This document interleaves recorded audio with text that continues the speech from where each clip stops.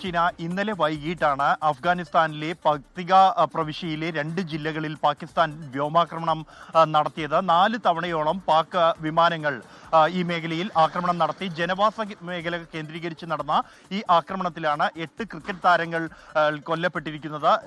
4 പേർക്ക് പരിക്കേറ്റിട്ടുണ്ട്. ഈ താരങ്ങൾ കളി പൂർത്തിയാക്കി മടങ്ങുകയായിരുന്നു. ആ മടങ്ങും വഴിയാണ് പാകിസ്ഥാന്റെ വ്യോമാക്രമണം ഉണ്ടാവുകയും ഇവരുടെ മുകളിലേക്ക് ഒരു ബോംബ് വീഴുകയും ചെയ്തത്.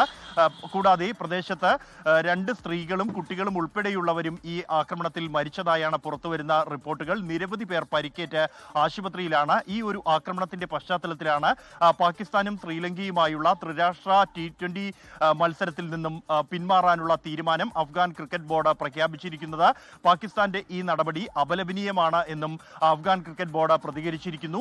അതേസമയം ഈ ഒരു ആക്രമണത്തിന് അഫ്ഗാനിസ്ഥാൻ തിരിച്ചടി നൽകിയതായുള്ള റിപ്പോർട്ടുകൾ നിലവിലില്ല. ഒരാഴ്ചക്കിടെ 3-ാം തവണയാണ് അഫ്ഗാനിസ്ഥാനിൽ പാകിസ്ഥാൻ ആക്രമണം നടത്തുന്നത്. നേരത്തെ അഫ്ഗാനിസ്ഥാൻ വിദേശകാര്യമന്ത്രി അമീർ ഖാൻ മുത്തക്കിയുടെ ഇന്ത്യ സന്ദർശനം ആരംഭിച്ച ഘട്ടത്തിലായിരുന്നു അഫ്ഗാനിസ്ഥാനിലേക്ക് കാബൂളിലേക്ക് പാകിസ്ഥാൻ വ്യോമാക്രമണം നടത്തുകയും അതിന് അഫ്ഗാനിസ്ഥാൻ തിരിച്ചടി നൽകുകയും ചെയ്തത്. തുടർന്ന് ഖത്തറും സൗദി അറേബ്യ അടക്കമുള്ള രാജ്യങ്ങൾ ഇടപെട്ടായിരുന്നു ഇരു രാജ്യങ്ങളും തമ്മിൽ വെടിനിർത്തലിന് ധാരണയുണ്ടാക്കിയത്. അതിന് പിന്നാലെ 2 ദിവസം മുമ്പ് വീണ്ടും പാകിസ്ഥാൻ അഫ്ഗാനിസ്ഥാനിലേക്ക് വ്യോമാക്രമണം നടത്തുകയും പാകിസ്ഥാന്റെ സൈനിക പോസ്റ്റുകളിലേക്ക് ഡ്രോൺ ഉപയോഗിച്ച് അഫ്ഗാനിസ്ഥാൻ മറുപടി നൽകുകയും ചെയ്തിരുന്നു. പിന്നാലെ പാകിസ്ഥാൻ അഭ്യർത്ഥിച്ചതനുസരിച്ച് വെടിനിർത്തൽ ധാരണയിലെത്തി എന്നായിരുന്നു അഫ്ഗാൻ ഭരണകൂടം അറിയിച്ചത്.